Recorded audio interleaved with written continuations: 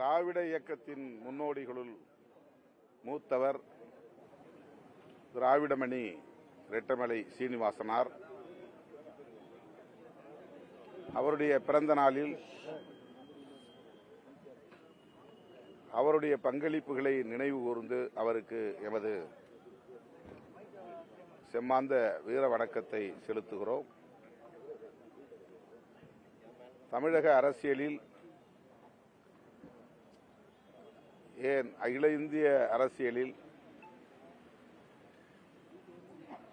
பெரிய தாக்கத்தை ஏற்படுத்திய ஒரு போராளி திராவிடமணி ரெட்டமலை சீனிவாசனார். காந்தியடிகளோடும் நெருங்கி பழகக்கூடிய வாய்ப்பை பெற்றவர்.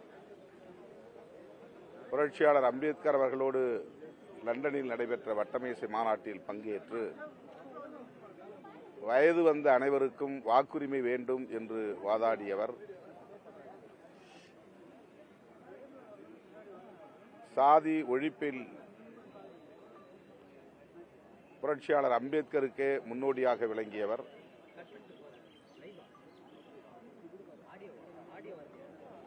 பறையன் என்னும் பெயரில் ஒரு இதழ் அவர் நடத்தினாலும் அவருடைய இலக்கு சாதி ஒழிப்பாகத்தான் இருந்தது. இன்றைக்கு நாம் தலித் என்கிற சொல்லை எந்த பொருளில் உச்சரிக்கிறோமோ அந்த பொருளில்தான் ரெட்டமலை சீனிவாசன் அவர்கள் இந்தியா முழுவதும் இருந்த தீண்டப்படாத மக்களை குறிக்கும் பொது சொல்லாக பறையன் என்கிற சொல்லை பயன்படுத்தினார். ஒரு குறிப்பிட்ட தமிழ்நாட்டில் உள்ள ஒரு குறிப்பிட்ட சாதியின் அடையாளமாக அதை அவர் முன்னிறுத்தவில்லை. அந்த காலத்தில் ஷெட்யூல் காஸ்ட் என்கிற சொல்லும் பயன்பாட்டில் இல்லை, புழக்கத்தில் இல்லை. அன்டச்சபிள்ஸ் என்கிற தீண்டப்படாதவர்கள் என்கிற சொல்லாடல் தான் அன்றைக்கு அதிகார வர்க்கத்தினரிடம், ஆளும் வர்க்கத்தினரிடம் புழக்கத்தில் இருந்த ஒரு சொல். அப்போது ஒடுக்கப்பட்ட மக்களை ஓரணியில் திரட்டுவதற்காக அவர் எடுத்துக்கொண்ட முயற்சி மகத்தானது. புரட்சியாளர் அம்பேத்கர் அவர்களோடு இணைந்த பிறகு அவரை தலைவராக ஏற்றுக்கொள்ளக்கூடிய பெருந்தன்மையும் பக்குவமும் அவரிடத்திலே மேலோங்கி இருந்தது. அதன் பின்னர் அவருடைய அரசியல் புரட்சியாளர் அம்பேத்கரின் திசை வழியிலேயே பயணித்தது என்பதுதான் வரலாறு. இன்றைக்கு திராவிட இயக்கங்களை பற்றிய வரலாறு பேசுகிறவர்கள்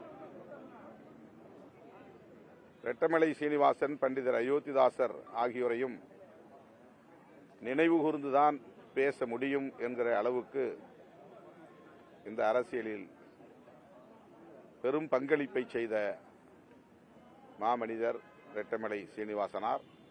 அவருடைய பிறந்த நாளில் அவருக்கு எமது செம்மாந்த வீர வணக்கத்தை மீண்டும் செலுத்துகிறோம். அவர் வழியில் சாதி ஒழிப்பை தொடர்ந்து முன்னெடுத்துச் செல்வோம்.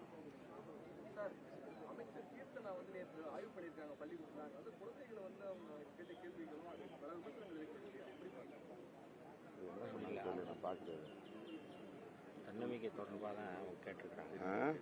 அரசு பள்ளிகளில் மாணவிகள்கிட்ட ஆங்கிலத்தில் தன்னுடைய ஆங்கில புலமையை காட்டுவதாக எதிர்கட்சிகள் விமர்சனம் வச்சிருக்காங்க. குறிப்பா அங்க இருக்கக்கூடிய பள்ளி மாணவியிடம் ஆங்கிலத்துல கேள்வி கேட்டு அவங்களுக்கு ஆங்கிலம் தெரியல அப்படின்ற மாதிரியான முன்னெடுப்பை எடுத்து அந்த கேள்வியை கேட்டிருக்காங்க. தன்னுடைய ஆங்கில புலமையை காட்டுறதுக்காக எதிர்கட்சிகள் விமர்சனம் வச்சிருக்காங்க. அமைச்சர் கீர்த்தனா இதற்கு பதில் சொன்னால் சிறப்பாக இருக்கும்.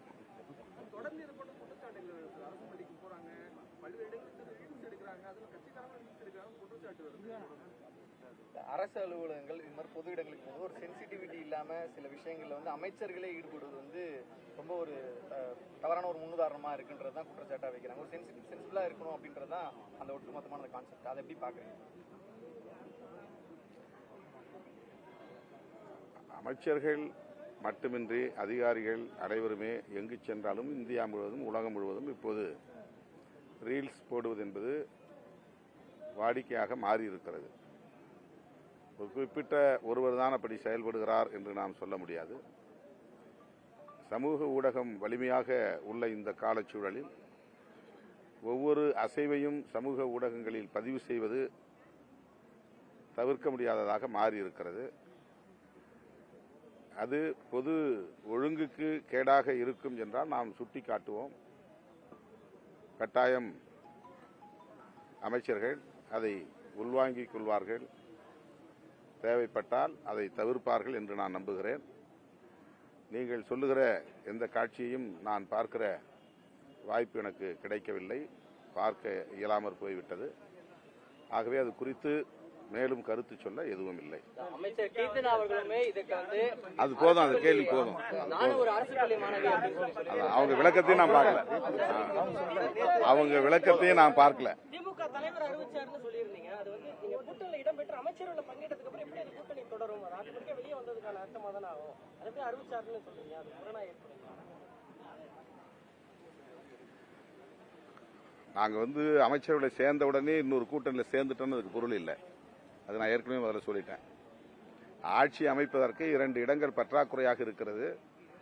விசிக ஆதரவு வேண்டும் என்ற கடிதம் வெளிப்படையாக முதலமைச்சர் திரு விஜய் அவரிடமிருந்து அப்போது வந்தது. இந்த கூட்டணியில் இடம்பெற்ற காங்கிரஸ் ஆட்சி அமைக்க ஆதரவு அளித்தது. இடதுசாரி கட்சிகள் ஆட்சி அமைக்க ஆதரவு அளித்தது. அப்படித்தான் விடுதலை சிறுத்தைகள் கட்சியும் வெளியிலிருந்து ஆதரிக்கிறோம் என்று ஆதரவு அளித்தோம். அவ்வளவுதான். 10 நாட்கள் கழித்துதான் அமைச்சரவையில் இடம்பெறுவது என்ற முடிவை நாங்கள் எடுத்தோம். அதன் பிறகு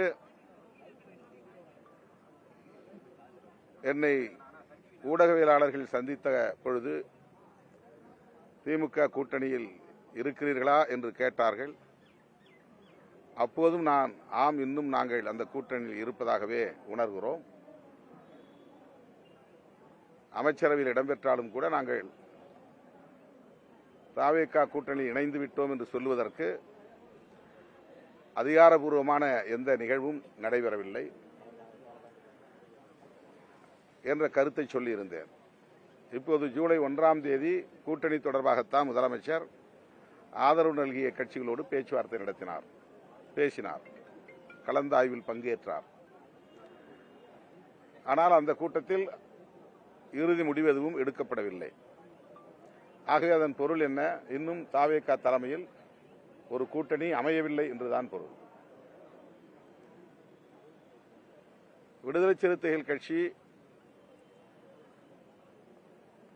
அமைச்சரவையில் இடம்பெற்ற உடனே திமுகவுக்கு நாங்கள் துரோகம் இழைத்து விட்டோம் என்று ஊடக தளங்களில் பலரும் விமர்சனங்களை வைக்கிறார்கள். இந்த விமர்சனங்களுக்கு விடை சொல்லக்கூடிய வகையில் தான் நான் பதில் சொன்னேன். அப்படி நாங்கள் பதவி என்றவுடன் திடுமென ஒரு கூட்டணியை உதறிவிட்டு ஓடிவிடவில்லை. எடுக்கிற முடிவுகள் ஒவ்வொன்றையும் அப்போது கூட்டணி தலைமை என்கிற முறையில் அண்ணன் ஸ்டாலின் அவர்களிடத்திலே கருத்துக்களை பகிர்ந்து கொண்டோம். அவரை சந்தித்தும் பேசியிருக்கிறோம். அதைத்தான் நான் சொன்னேன். அந்த உறவு தொடர்கிறது, அந்த நட்பு தொடர்கிறது. அவருடைய கவனத்திற்கு சென்று கருத்துக்களை பகிர்ந்து கொண்டு அதன் பிறகுதான் ஆதரவு நல்கினோம் என்கிற வகையில் ஆமாம், இன்னும் திமுக கூட்டணியில் தான் தொடர்கிறோம் என்று பதில் சொன்னோம். அது அப்படியே இருக்கிற நிலையில் விடுதலை சிறுத்தைகள் கட்சியில் இருந்து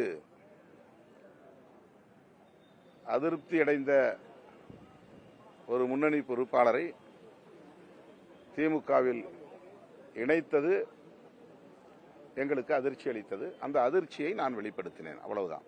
ஆணவ படுகொலை சம்பந்தமா அரசியல் பங்கேற்றிருக்கீங்க. அதுக்கப்புறம் ஆனா அவர் அழுத்தத்தை கொடுக்க திட்டமிட்டிருக்கீங்க. அழுத்தம் கொடுத்திருக்கீங்களா, வலியுறுத்திருக்கீங்களா?